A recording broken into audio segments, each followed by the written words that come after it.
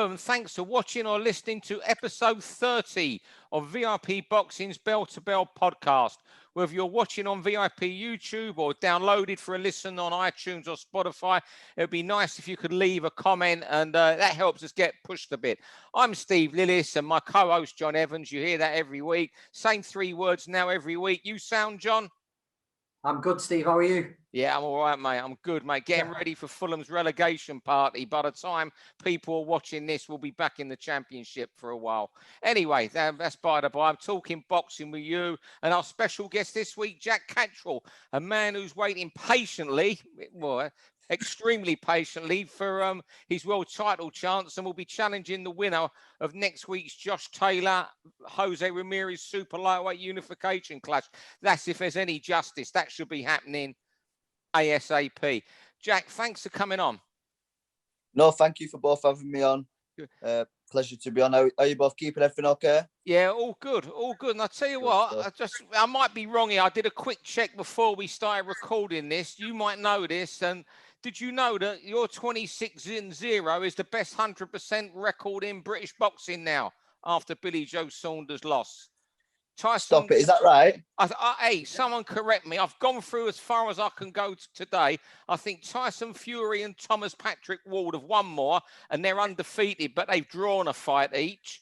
And wow. I think the nearest to you is Michael McKinson and Zach Parker. They're 20 or 21-0. Someone might correct me, but from 10 minutes looking through Box Rec, I think I'm right. Nice, I'll take that one for the scrapbook. Yeah, so I'm pretty sure. So have a look on Box Record when you come off and go through all the British pound for pound, and your 26-0 is the best 100% record. Man, happy days. I'm gonna just sit on it, Jack, and let your record. It seems like everyone's falling around you. You're not fighting, but you're climbing those rankings. Hello, and I'd sooner be fighting. I can't wait. Now, like you said before, I've been very patient, and it feels like it's been a long, long time coming. But hopefully, this fight next 2 weeks, the fight is, and then hopefully not too long after that, I'll get me crack at it. Yeah, I know it's one of your topics, so we'll talk about the fight. Sorry, John. There. I was going to say, what have you been doing, Jack? You know, it's the house that Jack built, isn't it? I've seen the foundations for a gym going in at your place now. You've got a daughter. Life's changed, hasn't it? Really? Yeah, I've been busy, although it's all been going on. House being built and the arrival of my daughter, but you speak to anybody, I'm in the gym every day. I'm fortunate enough that the gym's only up the road from where I live, so part of my routine in the gym every day, whether I've got a fight or not. And I think that's what's going to set me aside from the others. When I do get the call, I won't need 10, 14, 16 weeks. I'll be ready. Yeah, just I know the Taylor Ramirez is one of your topics of the pod later on. But are you going out there next week, or is it just impossible to go with all the travel stuff and getting permission to leave and fly to America? You know what? I'm hearing loads of different things. You can go, you can't go. I've actually been on the phone this morning with my management, and up to now, I am looking at flying next week. All being well, letters from the government, COVID test, quarantine when you get back, but all being well, I'll be able to get out there. Yeah, important you go there as well, as much to, if the American press out there see the face and who the guy that's going to fight, and that's really important, I think, to be around that media room for a couple of days before the fight. Yeah, I've said for a while I need to be there. I stepped aside to allow the fight to happen, but I've been promised the winner, and I need to show that I'm serious about it. And it'd be nice to go over there and watch him firsthand. I think I've watched Taylor fight once up close when he boxed Regis Prograis. I was at that fight, but it'd be nice to be there, get a feel for it, and see who I get to fight later this year. Okay, well, we'll get going. How this works, Jack, and anybody listening for the first time, we discuss each topic for 3 minutes. And at the end of the 3 minutes, what happens, John? You get a bit serious. Yeah, the bell comes in, Jack. Oof. He's got the bell. He's not resting. We'll start going. John, round one is over to you. I think you're going to talk about a man of the moment, or the man of the year. Who's going to beat Canelo? I was looking down the rankings at light heavyweight, super middleweight, and middleweight, and I can't see anybody. if you look back recent, we've seen him beat boxers, we've seen him beat movers, we've seen him beat punchers, southpaws. We've seen him dominate big men over 12 rounds. We've seen him stop smaller men and many on size. We've seen him flatten people. We've seen him outthink people. I just can't think of a way to beat him at the moment. He's in that period of time where he's going to be pretty much untouchable for another 18 months, possibly. You know, since that loss to Mayweather, around the time probably Jack sparred him, he's just improved so much, and the improvements just keep on coming. So rather than throw names out, you know, we could all pluck a name out of thin air, someone who might beat him. What type of fighter do you think it's going to take to actually beat Canelo at the minute? Well, I don't think there's any... Sorry, Jack, you go first. You've been in with him. You're the boxer. No, and I would just, when I watched it over the weekend and it come up, he's tail of the tape, and he's 30 years old. I was like, God, when I sparred him, I was very young, in my early 20s, and he's only 3-4 years older than me. I couldn't believe it. I was like, wow, he's achieved so much, and still he's only 30 years old. And like I said, time and time again, he just keeps on proving how good he is. Boxers, punchers, and he just finds a way to win every time. I think the only sort of fighter who can give him problems is someone, maybe a southpaw, or someone who can move like Billy Joe, you know, move better than Billy Joe, and has got serious power. You've got to make him think, because at the moment, everyone he faces, not through their fault, he can just walk through everything they're throwing. It's the only way he's going to have a tough fight, I think, even, is being made to think. But who is out there that's going to, you know, you're not looking for names, who can make him think? The only thing that can beat him right now, and the only thing that will beat him right now, isn't an opponent, it's a live opponent, it's one called Father Time. Yeah, I just can't see it. You know, like Billy Joe was, you know, he was giving him problems. He had to think his way through it. But Billy Joe didn't have that power to make him worry. So Canelo knew he could take his time. He knew he could be patient. And he knew that an opportunity would come. Much the same as he did with Khan. Khan was picking and poking and staying away. But Canelo knew an opportunity would come. So it's got to be somebody who can make him think, but also switch plan and make him pay as well. And I just can't see anybody about at the moment. There was a lot of people. Sorry, go on, Jack. There was a lot of people saying, well, yeah, if you look at the Khan fight, he was getting outboxed, and Billy Joe's a phenomenal boxer. But I think deep down, Canelo knows that, you know what, I'm not going to try and match him for picking little shots and stealing rounds. He has that much confidence in his power, and he knows that, like you said before, there's going to come a time in the 12 rounds where they're going to slow down, and there we go. Round two, referring to Saturday, narrative nightmares about everyone seems to have an agenda after fights and history rewritten. Now, maybe it's, you know, social media and stuff, but I think Canelo Saunders is a prime example where people were saying Billy Joe was winning, it was terrible, you know, and, you know, others saying he quit because they got their agenda, and others, you know, going their own way. There was one on IFL TV I found quite, you know, and I'm a good mate. Well, I'm not a good mate. I'm a mate of Coogan's, get on very well, and Umar, we get on well. But I'm just a bit disappointed when I see agendas even from media outlets where they got these banners of, you know, Billy Joe did so well the other night. People call him a quitter are awful. That was a horrific injury. We can only imagine how bad it was. Horrendous. He did as well as he could the other night, but you got, you know, their agenda when, you know, there's reporting on him where it says, you know, Billy Joe, you know, could have been blinded, you know, may not have to fight again. Compare that to when Dubois lost, where it was, you know, all headlines of, you know, he quit from them. I just find that disappointing. I find people on Twitter having this agenda about how they rewrite fights. Go on. Yeah, I'm the same. I find it very disappointing. I mean, there's been times where I've boxed and I've come home and I've been on the internet, and you kind of just have to grow a thick skin to it. Everyone's got an opinion.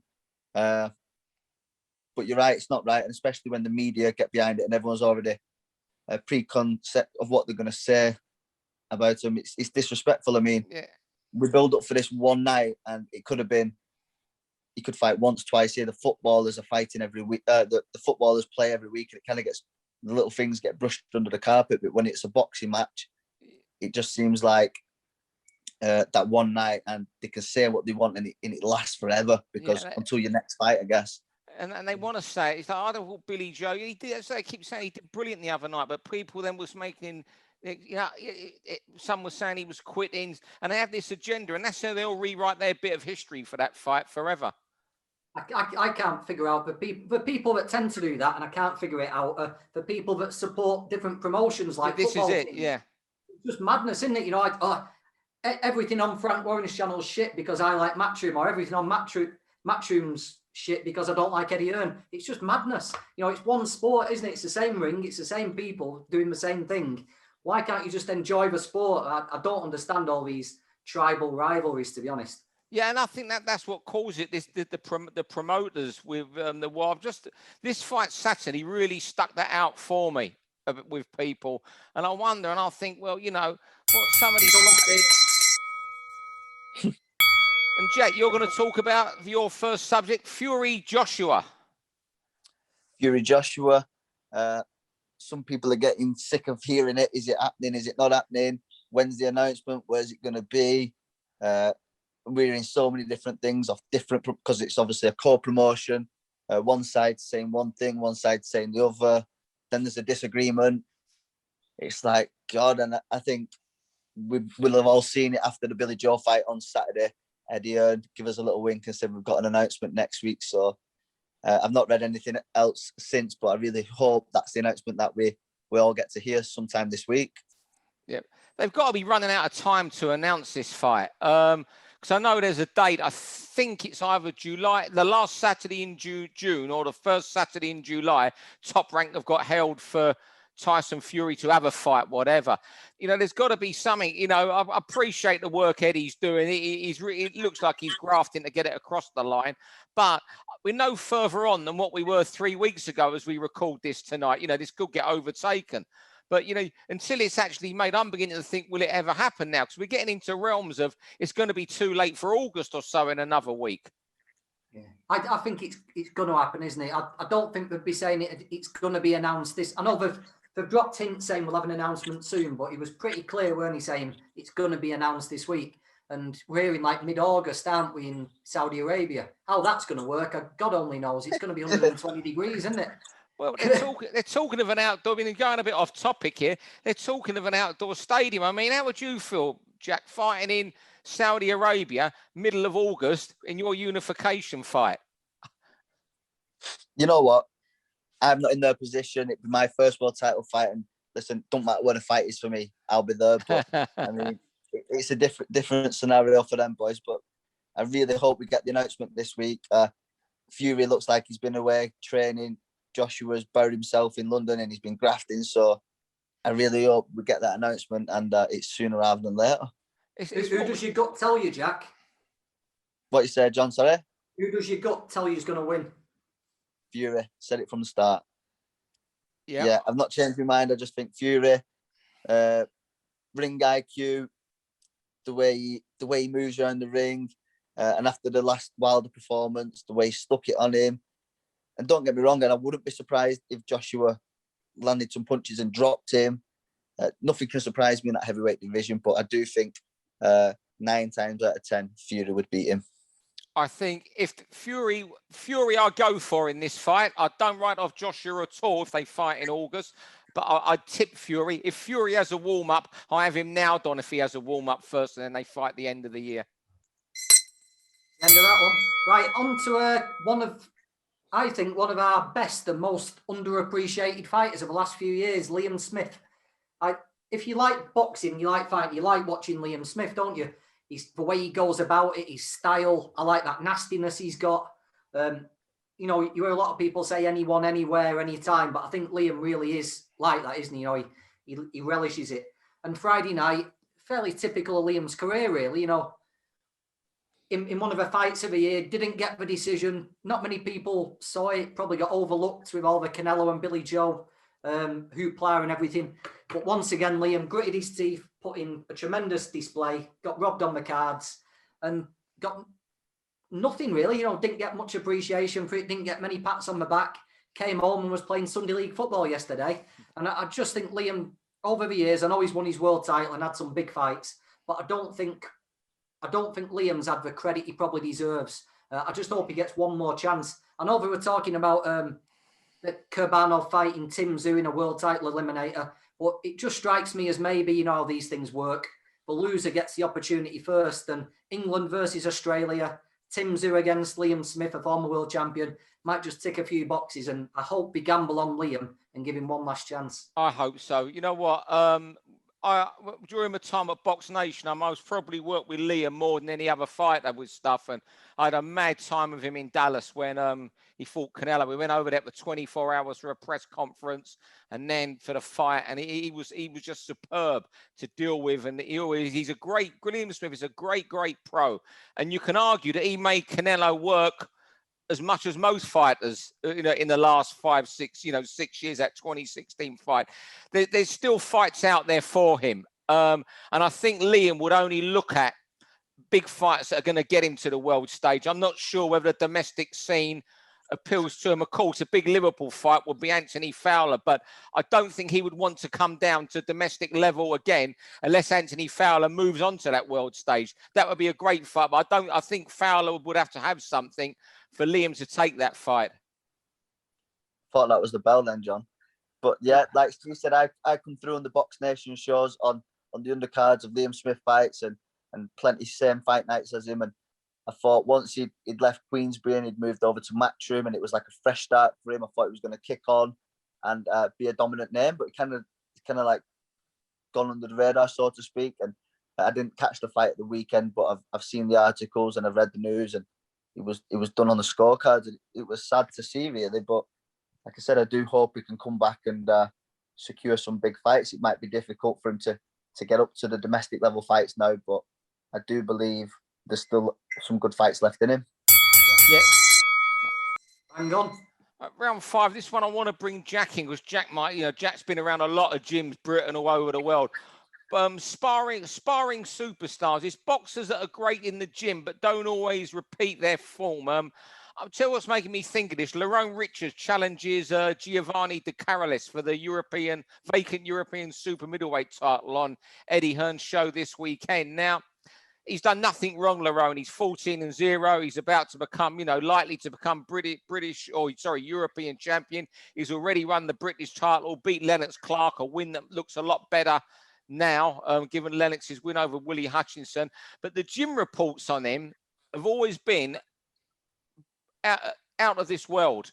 I remember Alan Smith, who used to train him, would say, you want to see him in the gym. He's still looking good in the ring and winning, but there's 10 times that fighter to get out. And I think he's a fighter we've never seen the potential of. Go back a long time, Errol Christie.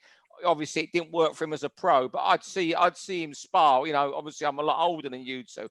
And he'd have the head guard on, and you'd think it was Sugar Ray Leonard moving about. Suddenly the head guard would come off, and it's Errol Christie. And I was wondering, you fellas, from your time around the gym, have you seen fighters that are great gym fighters that haven't kicked on in the ring? There's a fighter that I used to train with some years ago in America. He used to come over to England, phenomenal fighter, and I used to spar him. Seen him perform in the gym, in the top-ranked gym in America. Brilliant sparring, and just something didn't click on fight night. And there were 2 occasions where the camp had gone brilliant. The sparring couldn't have been any better. They'd been over sparring Liam Smith, and we got to the fight night, and the lights were on, the cameras were there, and I really thought it was his time to do it, and it just didn't happen. I couldn't quite put my finger on it. I'd like to think I've never frozen under the spotlight, but just make that transition from training camp, everything that you've done, do it on fight night, but it just didn't seem to click for him. It's quite frustrating watching it. Who was that? I missed who you said there. Sorry. Cecil McCullough. I don't know if he's still fighting. I know he's still training. He might have just picked up a win actually the other month. I congratulated him, but he boxed Chris Van Heerden, who I had him down to beat, and then he boxed Ishe Smith, who I thought, he's nailed on to win this one, and it just didn't happen for him on fight night. There was a guy, Steve, you might have seen at Arnie's gym probably about 3 or 4 years ago now, a little Filipino guy. What was he called? Mike Romarate. They used to call him Phil. And I think if you ask a few of the bantamweights and super flyweights who are around at the minute, winning titles, I think they might give you a pretty rave reviews about Mr. Romarati. Apparently, he was an absolute terror. And they tried getting him a work permit, but he just couldn't get one. And what was he? Oh, no. Well, final round is over to you, Jack. Fight everyone's waiting for. You more than anybody. Taylor Ramirez for all the belts at 140 pounds. Yep, a week on Saturday. Hopefully, I'll be there. Taylor Ramirez. It's been a frustrating 18 months for me. Mandatory, waiting for the fight, having to take tune-up fights in between, but we're almost there now, and I'm under the impression that once the fight's done, it'll be clear then who I'm boxing for the WBO and hopefully all the belts. Who do you think you're going to be boxing? I've said it from the start. I think Taylor's going to win, and it sets me up nicely for Taylor. I think that's a much better fight for me to fight for the world title rather than Ramirez. But what a brilliant fight. I'll be over there watching. And I just think Taylor, you've got two fighters both in the prime. It's an exciting fight. Yeah, I mean, sorry, John. I can't wait for it. But Josh Taylor's always an exciting fight, isn't he? He puts himself in harm's way. So it's going to be a high contact fight. They're both going to have their moments, but I'm with you, Jack. I think Taylor will probably have a little bit too much, and it sets up something Josh wants, that the big outdoor event, Edinburgh Castle, Taylor versus Catterall for the undisputed light welterweight title, doesn't it? Yeah, that England-Scotland thing certainly gives it. And I hope Josh wins. I think he will. I think you spoke there of nastiness that boxers need, and he's got that in abundance. I mean, I spent some time with him a whole day with him last year, and that side of him really, really came out. There's a nasty piece of work in there. He was a good guy, but a nasty piece of work. And I think he's going to win really, really comfortably. I've got this thing that he's just going to go out there, not blow him away quick. He'll have his moments, but the fight will never be in doubt. I honestly believe he'll do such a number out there, and he might. I wouldn't be surprised at the end of the fight. I think it'll go 12 rounds. He's so far clear, and that's how I see it. I think he's going to win so easily. I think Ramirez. I mean, I've watched all his previous fights, and he's come on since then, but he's very one-dimensional, as in he's got a big heart. He'll come forward, he'll have a go. But I think when you pose him with a southpaw, that's more of a boxer mover. Will get stuck in as well. I think he's going to see a lot more problems with Josh. And like you said, I think Josh takes away with it. I'm the same. And well, we need it. We need him to win as well, don't we? British boxing at the minute. You know, we've lost a couple more of our big names have been knocked off recently, and we need these British world champions. So it'd be good for the sport as a whole in Britain, I think, if Josh did it. And like we say, it sets you up next year, Jack. It sets me up. I'll be going there as a fan watching the fight, but also I've got me interest and I've said it publicly. I hope Josh wins, and I wish him well. And hopefully he's a man of his word when he gets home with the belts. We'll get up to Edinburgh and have a scrap up there. Yeah, look, I think, as just world title fight, I don't think you can beat British world title fights for capturing the imagination here. You know, that's what we need more. You know, you think a couple years ago when we had 12, 13 world championships, those days are long gone, aren't they? You wonder, you know, where it's gone wrong. We've had a few losses in America, you know, heroic losses. We just want to get. It's hard to think that 2, 3, 4 years ago, all the world champions we had, and there was next to no American champions, and it's now completely reversed. And American boxing's on the rise, isn't it, again? Sorry, John. Go on. No, it's all right. Go on, Jack. No, definitely. We need them back over here. Josh brings them back over here. I'm happy to take them off him. I don't know how many world champions have we got at the moment, Steve. Do you know? Oh, 3 or 4, is it? 3 or 4, is it, John? Oh, yeah, four off the top of my head. You've got the two heavyweights, McCauley, Sonny Edwards. And Josh Chantel Cameron. Chantel Cameron. 6. There's none of the other. Katie Taylor boxers here, but Irish. So yeah, about 5 or 6 we got. Don't forget Shannon Courtney. Okay, 7 then. But I do remember you saying, when was it, a couple of years ago, we had like in well into the 10s, 15 world champions. So it'd be nice for that to happen again. they're big fights. That's what we want. I mean, you know, I doubt if it is Josh Taylor, I think, you know, you fight. I mean, much as you'd love it to be, you know, locally at Bolton's ground or something, or some great event in the Northwest, I guess Edinburgh Castle is where it's going to generate most money. Yeah, of course, and I understand that. He's the world champion. He's right to have his homecoming fight. And you know what? I relish them opportunities. I know it won't be the same scale, but every meaningful fight that I've had, Tyrone McKenna, we went to Belfast. Tom Stalker, we went to Liverpool. Tyrone Nurse, we went to Leeds. And I don't mind packing my bag up and going travelling. And I think that Edinburgh Castle, it'll be brilliant. I was going to say, Jack, having got to know you a bit over the years, a bit like Liam Smith, you'd love that, wouldn't you? You know, you'd love that, walking out to that atmosphere. It wouldn't be something that would put you off one iota, would it? That'd be right up your street. Oh, definitely. I love travelling, and you know what, going up to Edinburgh for a scrap. I've already planned all drummers to come, all English drummers. It'd be brilliant, and you know what, I think there'd be a big turnout. I've never been to Edinburgh Castle, but one of my friends was up there recently working, and he took a little video for me. So I think it'd be amazing. Fellas, I can't thank you enough for tonight. Thanks for coming into and helping us out. Jack, it's been a pleasure listening to you. Let's hope everything gets sorted out for America next week, and you get out there, because it's so important. I think you go to that fight next week. So not just American fans and the American media, but Taylor and Ramirez know that you mean business. Definitely. Pleasure for having me on. Thank you for having me on. And yeah, hopefully next time we speak, we've been over the fight set then. Have to get us back on. We will. We look forward to it again. John, thanks a lot, mate, and I'll speak to you in the week, I hope. Yeah, nice one, Steve. Cheers, nice fellas. One, Thank you, everyone. See you soon. Bye-bye. For all boxing info, news and latest interviews, amateur and pro, across the north, click and subscribe. VIP Boxing Promotions. Also, Twitter, Instagram and Facebook.